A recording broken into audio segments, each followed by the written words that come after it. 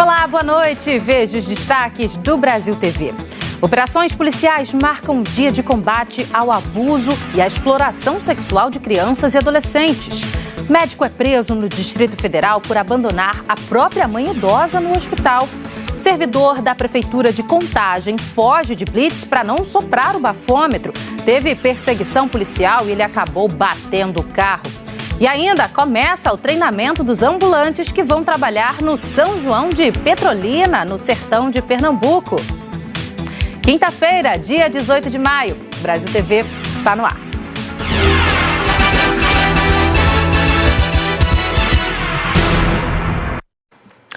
Hoje é o Dia Nacional de Enfrentamento ao Abuso e à Exploração Sexual de Crianças e Adolescentes.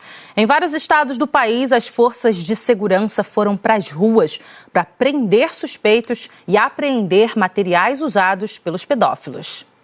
No Paraná, suspeitos de envolvimento no comércio e compartilhamento de imagens e vídeos foram alvo de uma operação da Polícia Federal. A investigação descobriu que os criminosos iniciavam negociações de compra, venda e troca de arquivos em redes sociais populares e depois migravam para grupos fechados de aplicativos menos conhecidos para compartilhar os materiais. Os agentes também cumprem mandados de busca em outros estados e no Distrito Federal. Em Santa Catarina, a Polícia Federal prendeu em flagrante um homem com mais de 17 mil arquivos de pornografia infantil. Casos de violações contra crianças e adolescentes podem ser denunciados diretamente às autoridades, como Polícia e Ministério Público, e também nos canais de telefone e virtuais do Disque 100.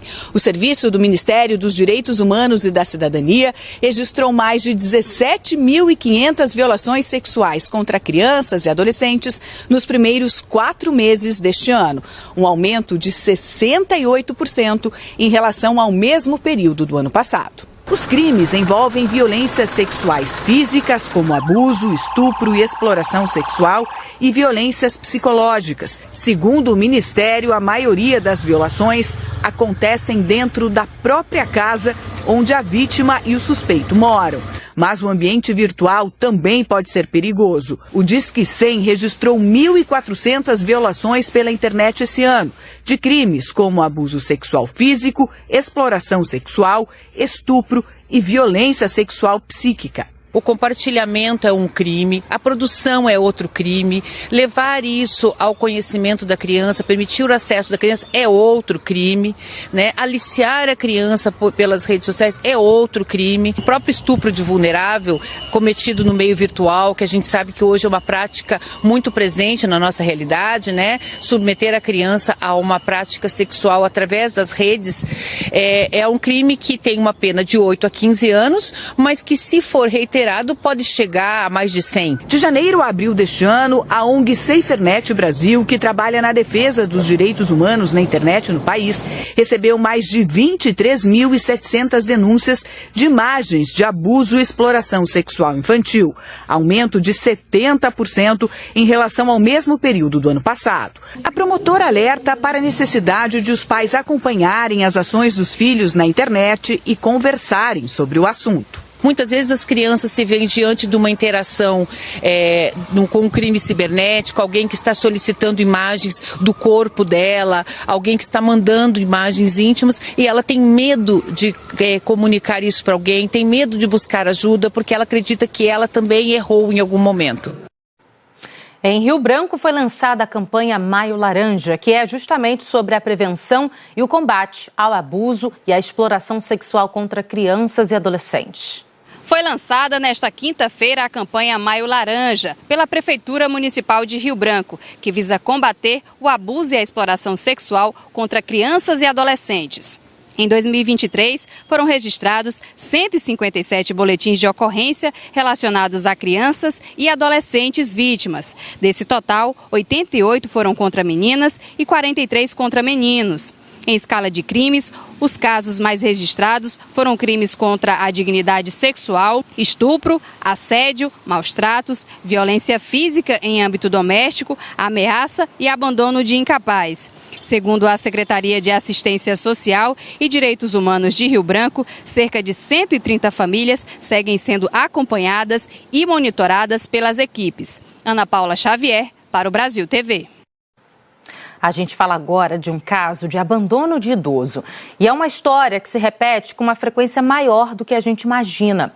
A Polícia Civil prendeu um homem que é médico, acusado de abandonar a própria mãe de 93 anos, internada num hospital no Distrito Federal. A denúncia foi feita pela direção do Hospital Militar de Brasília, onde a idosa está internada desde o dia 4 de abril. De acordo com a unidade, por diversas vezes durante a internação, o filho da paciente, o médico Lauro Estevão Vaz Corvo, deixou a mãe desacompanhada, mesmo sendo constantemente alertado do delicado estado de saúde da idosa. Mas a situação se complicou no mês passado, quando a paciente teve alta.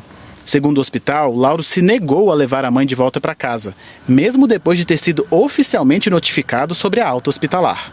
Diante da omissão, a direção do hospital acionou a Polícia Civil para tentar resolver a situação. Ele se recusou a recebê-la, levar para casa, dizendo que não tinha condições, mas na verdade ela tem uma aposentadoria com valor significativo.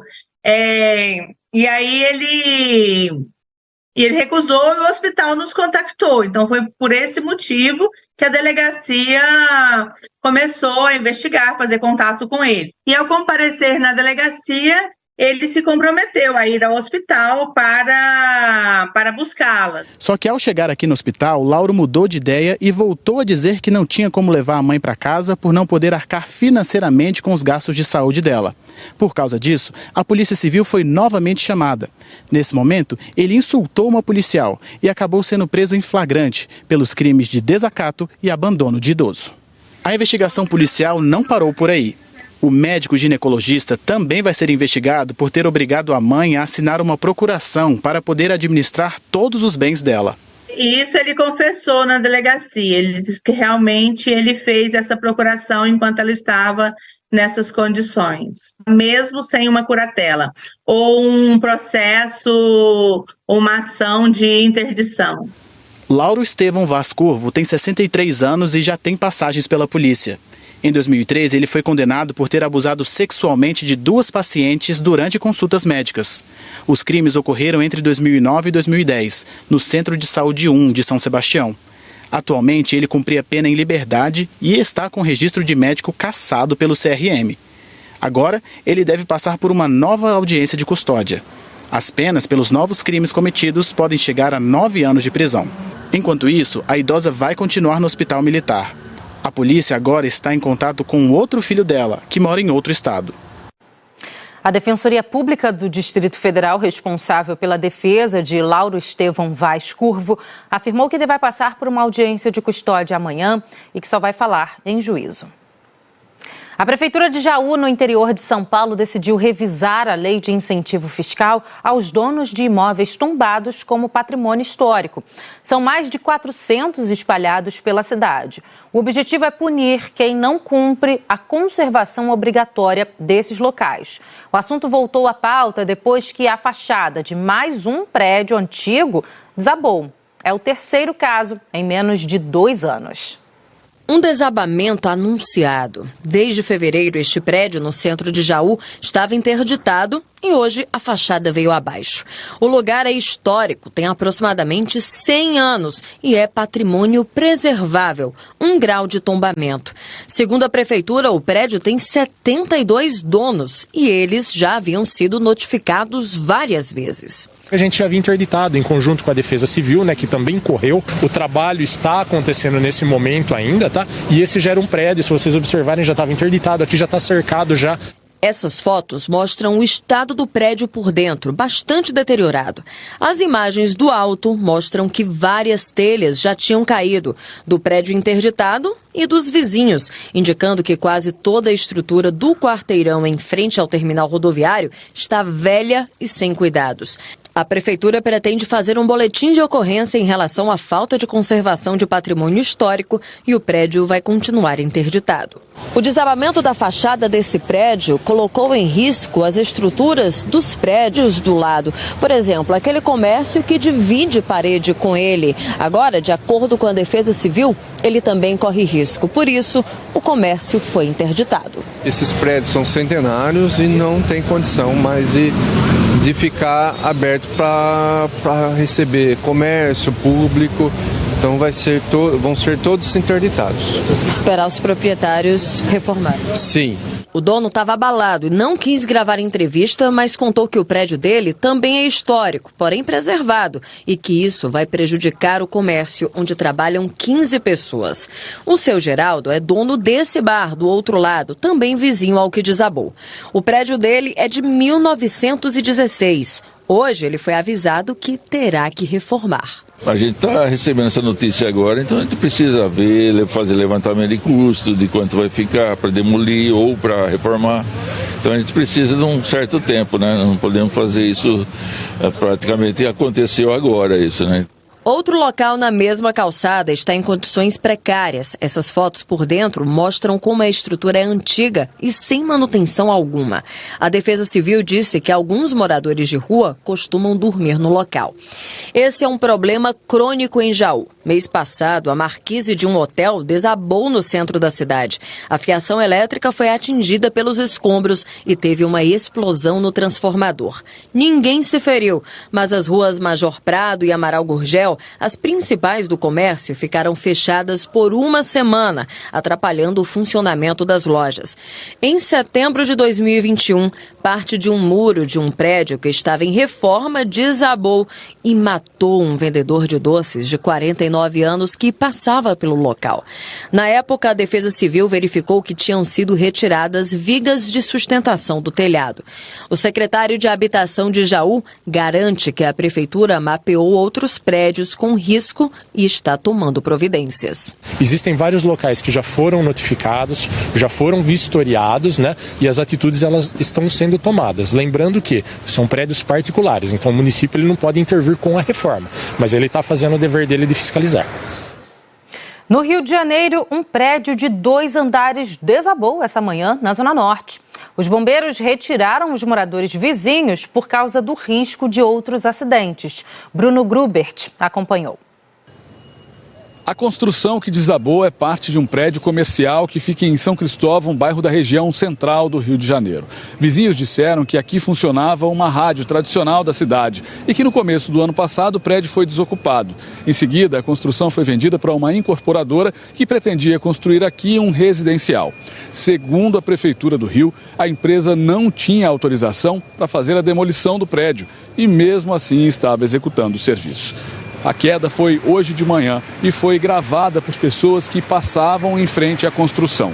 Ninguém ficou ferido, mas 3 pessoas que moram no prédio vizinho, que tem 6 apartamentos, precisaram ser resgatadas pelo Corpo de Bombeiros. Entre elas, uma idosa de 86 anos, Maria de Fátima Costa, que tem dificuldades de locomoção e precisou ser retirada com muito cuidado pelos militares. A cuidadora dela e um outro morador também foram resgatados. A Defesa Civil do município do Rio interditou preventivamente o imóvel residencial que fica ao lado do prédio que desabou. Os vizinhos dizem que nunca viram placas de obras com autorização da prefeitura e também nenhum responsável da incorporadora que estava executando o serviço.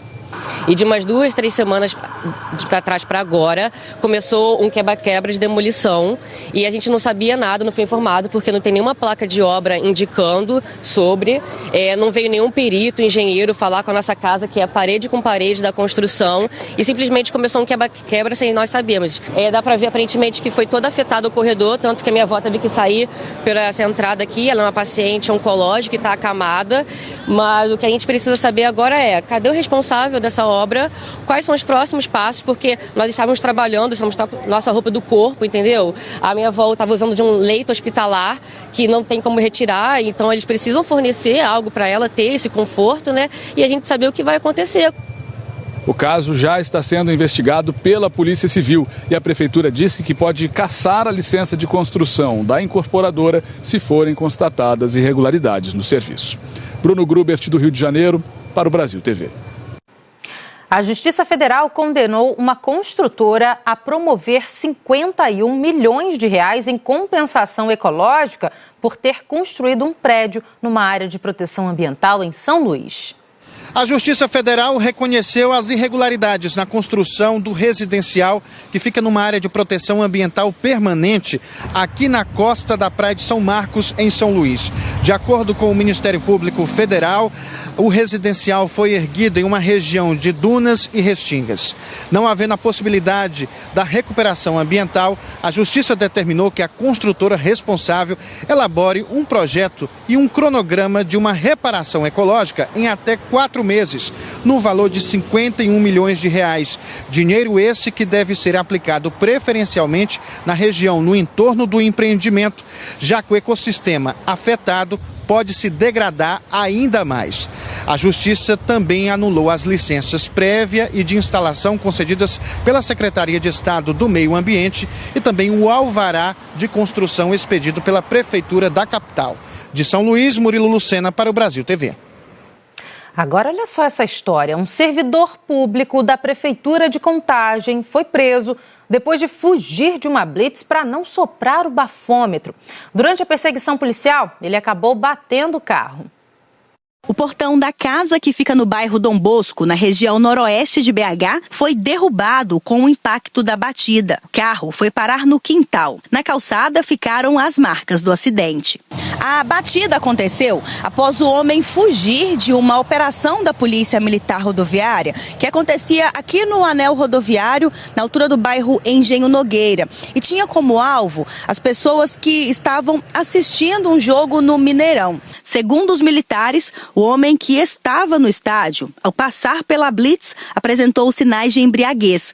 Os militares pediram que ele fizesse o teste do bafômetro, mas o homem fugiu e quase atropelou 2 policiais. Ele está com sintomas bem fortes de embriaguez, está com os olhos vermelhos, odor de álcool no hálito, fala coisas sem sentido e está com um andar cambaleante. O homem que foi preso se apresentou como motorista do vice-prefeito de Contagem. Ele já tem passagens na polícia por furto e receptação. E ainda correu o risco de tirar a vida de alguém, né? Que responsabilidade. A Prefeitura de Contagem disse que o homem não é motorista do vice-prefeito e que ocupa um cargo de assessor e que o caso vai ser encaminhado para a corregedoria do município. O homem segue preso à disposição da Justiça. A Companhia Aérea Azul removeu hoje o avião que saiu da pista no Aeroporto Internacional de Salvador na semana passada. Olá, Marcele. O avião estava em uma área de escape do aeroporto de Salvador e foi retirado para um pátio onde vai passar por uma nova perícia. A aeronave saiu de Viracopos, em São Paulo, no dia 10 de maio e saiu da pista durante a aterrissagem. Segundo a companhia aérea, todos os tripulantes e passageiros foram retirados com segurança e sem ferimentos. Durante a operação de remoção, as máquinas cavaram ao redor das rodas da aeronave e toda a terra retirada foi colocada em caçambas. Na semana passada, uma vistoria do Centro de Investigação e Prevenção de Acidentes Aeronáuticos, o CENIPA, foi feita no avião. O laudo ainda não foi divulgado. Em nota, a Companhia Aérea Azul informou que continua prestando todas as informações necessárias para a investigação do caso. Marcele. A seguir, o flagrante de um meteoro que cortou o céu do centro-oeste paulista. Não saia daí.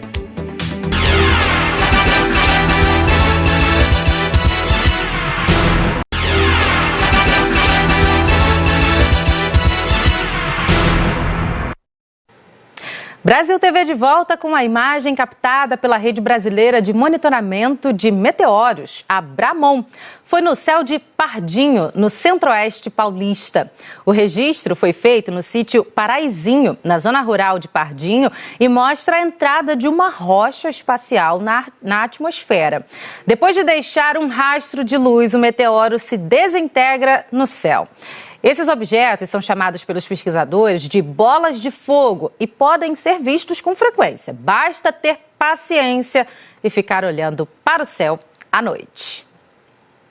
Muito lindo, né? E ambulantes que vão trabalhar no São João de Petrolina, no sertão de Pernambuco, participaram de uma capacitação. A equipe de vigilância sanitária deu orientações sobre os cuidados necessários com o manuseio dos produtos que serão comercializados durante as festas. O auditório ficou lotado. Mais de 200 vendedores ambulantes compareceram para acompanhar as orientações da vigilância sanitária. São trabalhadores que aguardam com muita expectativa pelo período junino. momento de garantir a renda extra durante as festas. Dona Lindalva, ambulante há 30 anos, vende bebidas e espetinhos no São João. A gente bebe disso. A gente fica aguardando, esperando esse momento o ano todo. A capacitação passa as principais informações e cuidados que os ambulantes deverão ter durante os dias de festa. Em relação à higienização, em relação à contaminação dos produtos e também a causa que essa contaminação pode ter, que são as DTAs, doenças transmitidas por alimentos. Para a dona Hélia, nada disso é novidade. Acostumada com os cuidados que a profissão exige, ela diz conhecer bem as normas. Há muito tempo que a gente vem trabalhando e a gente já sabe de tudo, né? O que acontece dentro do evento.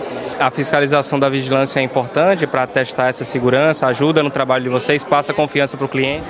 Ajuda bastante, né? Dá mais força a gente fica mais experiente, né? Por dentro das coisas. A vigilância sanitária também estará presente durante os dias de festa, realizando fiscalizações.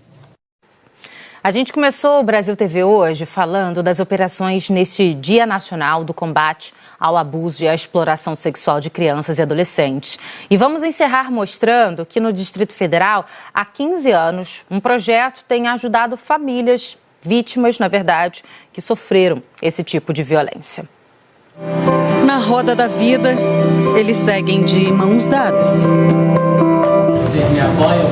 Nós te apoiamos! Todos aqui passaram por experiências dolorosas. Eu estou aqui somente para cuidar de mim. Cuidado começa pelo café da manhã, temperado com afeto. É o combustível para depois encarar os estudos.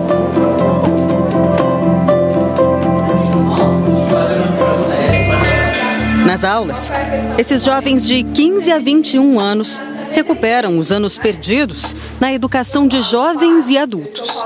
É o programa Vira Vida, que recebe garotos e garotas do DF e do entorno, todos vítimas de abuso sexual. A gente nunca espera que algo terrível vai acontecer com a gente. Só que a gente não tem exemplo de coisas ruins que aconteçam. Mas é como a gente fala no Vira Vida. Eu tenho mais futuro do que passado. Essa transformação acontece de ano em ano no SESI João 23 do Gama, onde eles também aprendem uma profissão. Mas esse aqui não é um curso de qualificação qualquer. Aquele menino que chega aqui machucado, ferido, não acredita mais em si e também não acredita mais no outro. Porque quem deveria cuidar, violentou. Quem deveria amar, abusou. Só ofertar a educação não sustenta, porque ele traz dor na alma. Ele não acredita mais nele. Quando um jovem entra no projeto, ele começa a trilhar um caminho. Aos poucos vai descobrindo quem ele é, que a vida dele tem valor, que ele pode construir um futuro e transformar completamente a própria história.